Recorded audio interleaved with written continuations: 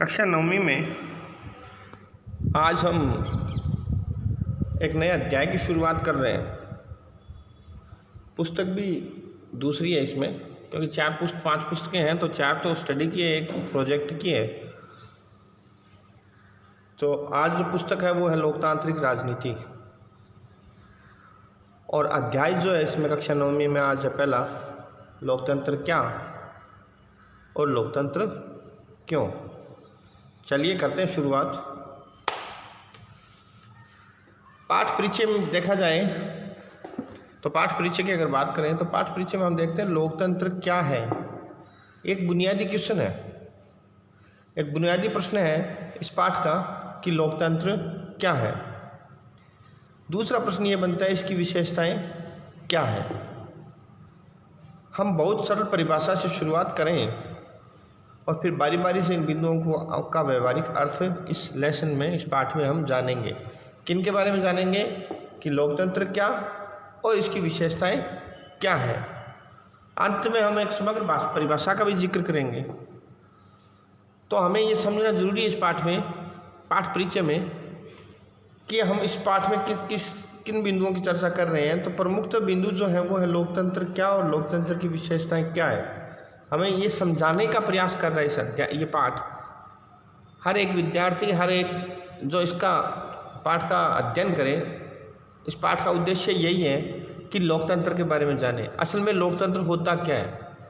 क्या चुनाव कराना ही, और चुनाव कराने के बाद सरकार जो चुन जाती है प्रतिनिधि के रूप में, जो लोकतंत्र हो जाता है जैसे भारत में है, क्या लोकतंत्र वही है? उसी को लोकतंत्र कहते हैं। क्या चुनाव में आम मतदाता जिनको मतदान का अधिकार है वो भाग लेता है, क्या लोकतंत्र वही लोकतंत्र होता है असल में? तो इसके बारे में इसमें जानेंगे हम। चलिए बढ़ते हैं आगे। इस पाठ में हमारा उद्देश्य किसी भी सरकार के लोकतांत्रिक होने की न्यूनतम विशेषताओं को चिन्हित करना है। कहने का मतलब ये हुआ कि सभी देशों में सरकारें ये कहती है कि हमारी सरकार लोकतांत्रिक सरकार है। जैसे भारत में भी यही कहा जाता है कि लोकतांत्रिक देश है, लोकतांत्रिक सरकार है। चाइना में भी यही कहा जाता है, रशिया में भी कहा जाता है, अमेरिका में भी कहा जाता है। बहुत सारी इस व्यवस्था को मानने वाले देश हैं जो ये कहते हैं कि हमारी सरकारें लोकतांत्रिक सरकारें हैं। लेकिन इन सरकारों के अंदर अगर देखा जाए, इनकी तुलना की जाए, तो इनमें कहीं न कहीं अंतर प्रदर्शित होता है। तो हम कैसे जानेंगे कि लोकतांत्रिक सरकार कौन सी है? तो इस लेसन में हम लोकतांत्रिक सरकार की न्यूनतम विशेषताओं को चिन्हित करेंगे। यह अध्याय पढ़ लेने के बाद हम लोकतांत्रिक और गैर लोकतांत्रिक शासन में अंतर कर पाएंगे। अध्याय के अंत में हम इस न्यूनतम लक्ष्य से आगे बढ़कर लोकतंत्र की बेहतर परिभाषा पर आएंगे कि न्यूनतम हम उन आवश्यकताओं को, उन विशेषताओं को इसमें चिन्हित करने के बाद और उन एक समग्र परिभाषा पर हम पहुंच पाएंगे कि लोकतंत्र वास्तव में कहते किसे हैं। चलिए पढ़ते हैं इसमें। समकालीन दुनिया में लोकतंत्र ही सबसे लोकप्रिय शासन पद्धति है। पर ऐसा क्यों है?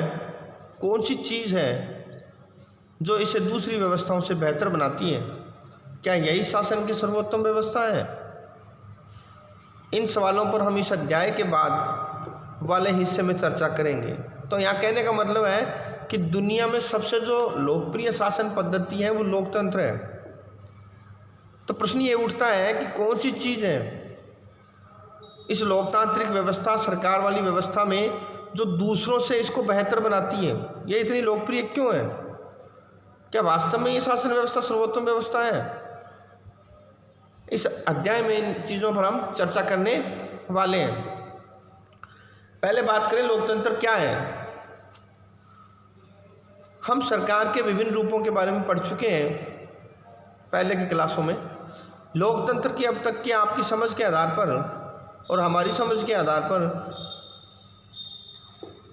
कुछ उदाहरण देते हुए कुछ सामान्य विशेषताएं बनती हैं। हम अगर लोकतांत्रिक सरकारों की बात करते हैं और समझते हैं उनको, तो कुछ सामान्य विशेषताएं बनती हैं जो निम्न प्रकार से होती हैं। 2 प्रकार की लोकतांत्रिक सरकारें इस विश्व में प्रचलित हैं जो चलती हैं। एक होती है लोकतांत्रिक सरकारें और एक होती है गैर लोकतांत्रिक सरकारें। अब इन दोनों के बारे में भी चर्चा इसमें करेंगे कि लोकतांत्रिक सरकारें क्या है। अगर वो गैर है, वो लोकतांत्रिक नहीं है, तो गैर लोकतांत्रिक क्यों शब्द लगा दिया, इस पर भी चर्चा इस लेसन में हम करने वाले हैं। चलो पढ़ते हैं आगे। लोकतंत्र की एक सरल परिभाषा। लोकतंत्र को अगर देखा जाए एक सरल शब्दों में, तो लोकतंत्र शासन का एक ऐसा रूप है जिसमें शासकों का चुनाव लोग करते हैं। ये तो हुई एक सरल परिभाषा कि लोकतंत्र किसे कहते हैं, जिसमें सरकार का चुनाव जनता के द्वारा प्रत्यक्ष रूप से किया जाए, लोकतांत्रिक व्यवस्था कहलाती है, लोकतांत्रिक सरकार कहलाती है। उस व्यवस्था को लोकतांत्रिक व्यवस्था कहते हैं। ये एक सरल परिभाषा है। क्या वास्तव में यही होता है कि सरकार को जनता ने चुन लिया, प्रत्येक नियमित रूप से वो 5 साल बाद, जैसे अमेरिका में 4 साल बाद, चाइना में 5 साल बाद, रशिया में 5 साल बाद, ये जो चुनाव होते हैं, क्या यही लोकतंत्र का विशेषता होती है? और कुछ लोकतांत्रिक व्यवस्था में विशेषताएं होती है या नहीं होती? असल में लोकतंत्र होता क्या है, इस बारे में चर्चा करेंगे। ये जो परिभाषा बता रहा हूँ, जो स्क्रीन पे आप देख रहे हैं, ये लोकतंत्र की एक सरल परिभाषा है, जिसमें ये कहा जाता है कि शासकों का चुनाव जनता द्वारा किया जाता है प्रत्यक्ष रूप से।